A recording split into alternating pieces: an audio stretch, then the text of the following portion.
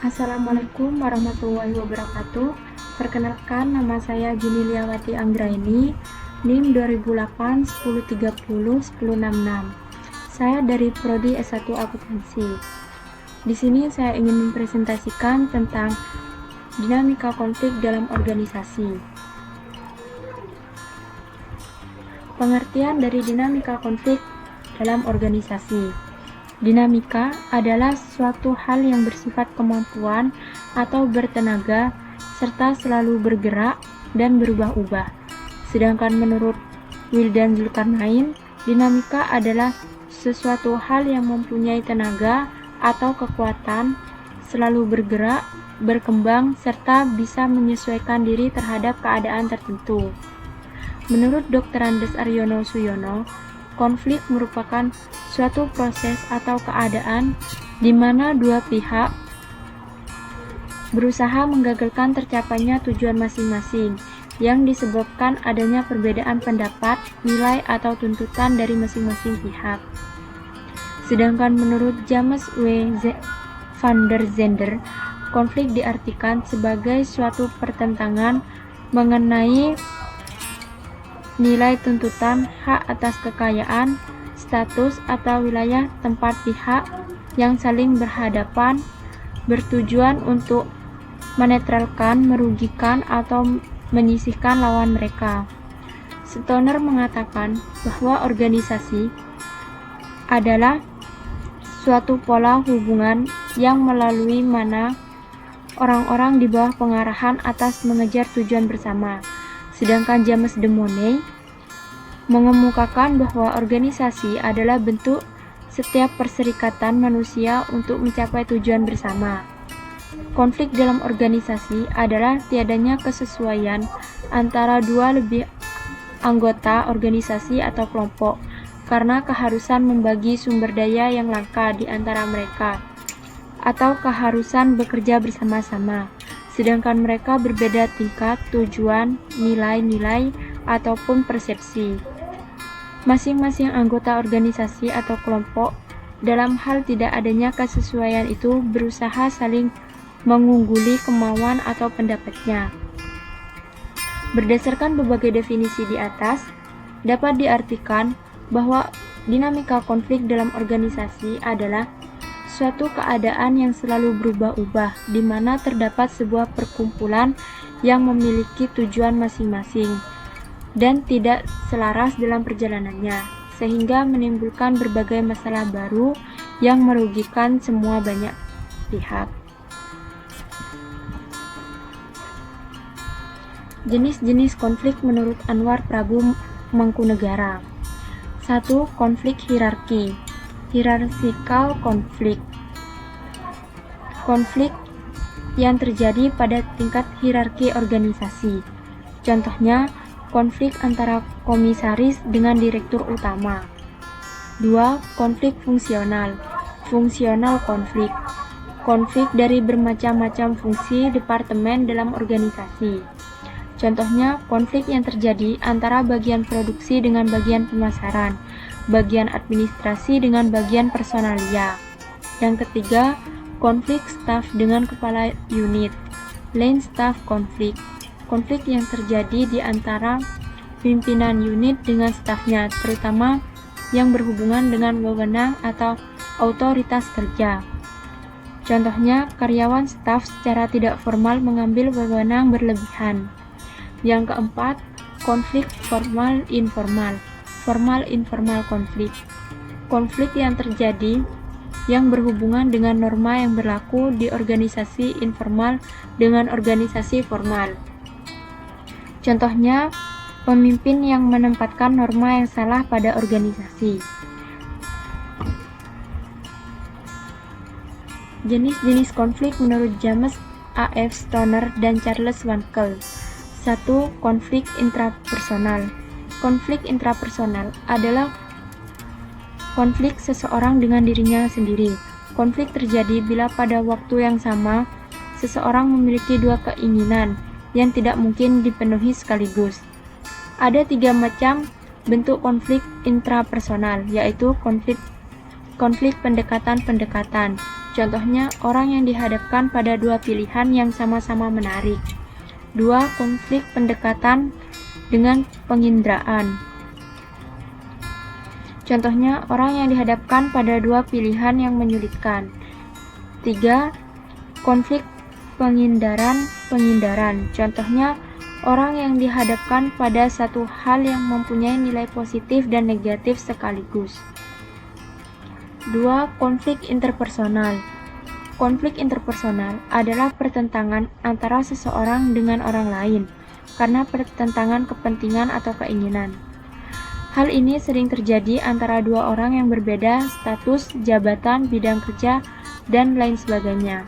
Konflik interpersonal ini merupakan suatu dinamika yang amat penting dalam perilaku organisasi. Karena konflik semacam ini akan melibatkan beberapa peranan atau beberapa anggota organisasi yang tidak bisa dipengaruhi proses pencapaian tujuan organisasi tersebut.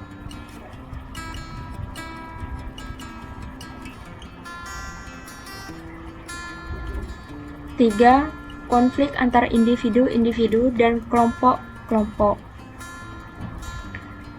Hal ini seringkali berhubungan dengan cara individu menghadapi tekanan-tekanan untuk mencapai konformitas yang ditekankan kepada mereka oleh kelompok kerja mereka. Sebagai contoh, dapat dikatakan bahwa seorang individu dapat dihukum oleh kelompok kerjanya karena ia tidak dapat mencapai norma-norma produktivitas kelompok di mana ia berada.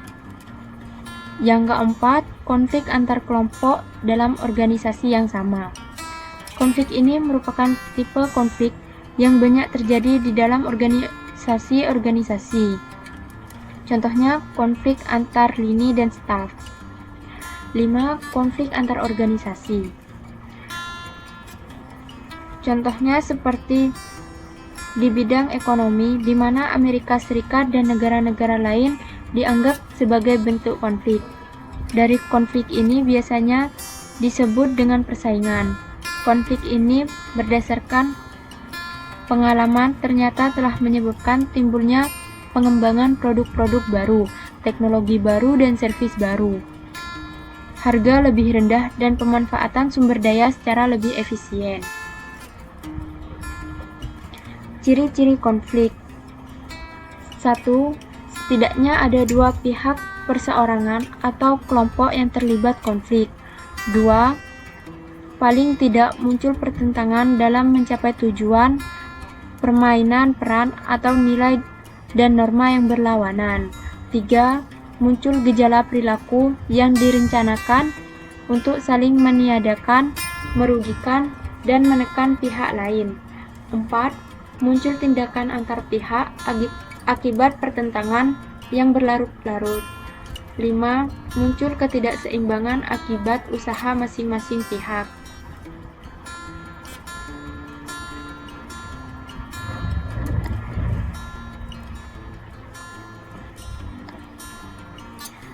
Tahap-tahap konflik. Konflik masih tersembunyi atau laten. Konflik yang mendahului. Antecedent condition. Konflik yang dapat diamati, perceived konflik, dan konflik yang dapat dirasakan, felt konflik. Konflik terwujud dalam perilaku, manifest behavior.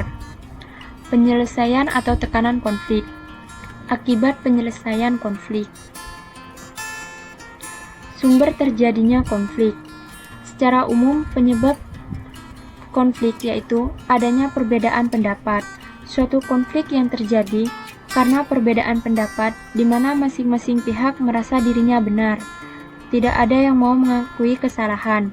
Dan apabila perbedaan pendapat tersebut amat tajam, maka akan menimbulkan rasa kurang enak, ketegangan, dan sebagainya. 2. Munculnya kesalahpahaman. Salah paham merupakan salah satu hal yang dapat menimbulkan konflik. Misalnya, tindakan dari seseorang yang tujuan sebenarnya baik tetapi diterima sebaliknya oleh individu yang lain. 3. Adanya pihak yang dirugikan. Tindakan salah satu pihak mungkin dianggap merugikan yang lain, atau masing-masing pihak merasa dirugikan pihak lain sehingga seseorang yang dirugikan merasa kurang enak, kurang senang, atau bahkan membenci. Yang keempat, perasaan sensitif. Seseorang yang terlalu perasa sehingga sering menyalahartikan tindakan orang lain. Contohnya, mungkin tindakan seseorang wajar tetapi pihak lain dianggap merugikan. Sumber konflik menurut Smook dalam Stopo dan Supriyanto tahun 1999. 1. Adanya perbedaan fungsional dalam organisasi. Adanya pertentangan kekuatan antar orang. Adanya perbedaan peranan dan adanya tekanan dari luar yang dipaksakan. Sedangkan sumber konflik menurut Handoko yaitu kurangnya komunikasi, struktur yang bertentangan, dan kepribadian orang. Strategi mengatasi konflik. Menurut Stefanin, terdapat 5 langkah meraih kedamaian dalam konflik, yaitu pengenalan, diagnosis, menyepakati suatu solusi, pelaksanaan, dan evaluasi. Dan hal-hal yang tidak boleh dilakukan di tengah konflik yaitu 1.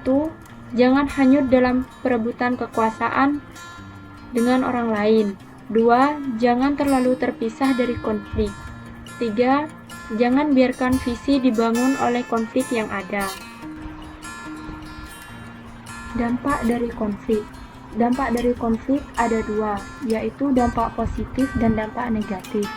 Sedangkan dampak positif dari konflik 1.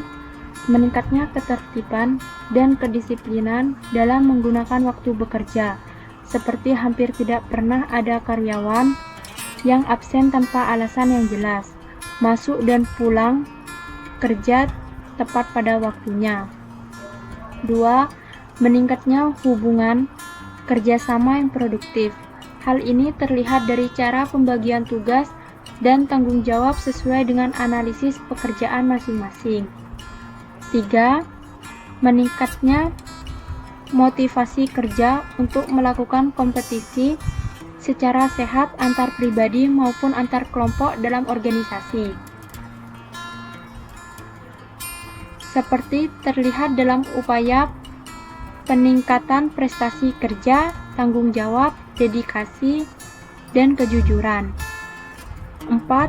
Semakin berkurangnya tekanan-tekanan, intrik-intrik yang dapat membuat stres, bahkan produktivitas kerja semakin meningkat.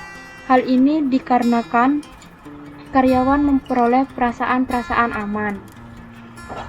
5. Banyaknya karyawan yang dapat mengembangkan karirnya sesuai dengan potensinya melalui pelayanan pendidikan, pelatihan, dan konseling.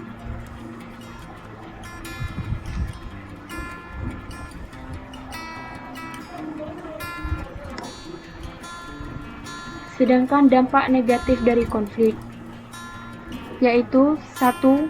Meningkatnya jumlah absensi karyawan dan sering karyawan mangkir pada waktu jam-jam kerja berlangsung, seperti misalnya ngobrol berjam-jam sambil mendengarkan sandiwara radio. 2. Banyak karyawan yang mengeluh karena sikap atau perilaku teman kerjanya yang dirasakan kurang adil dalam membagi tugas dan tanggung jawab. 3.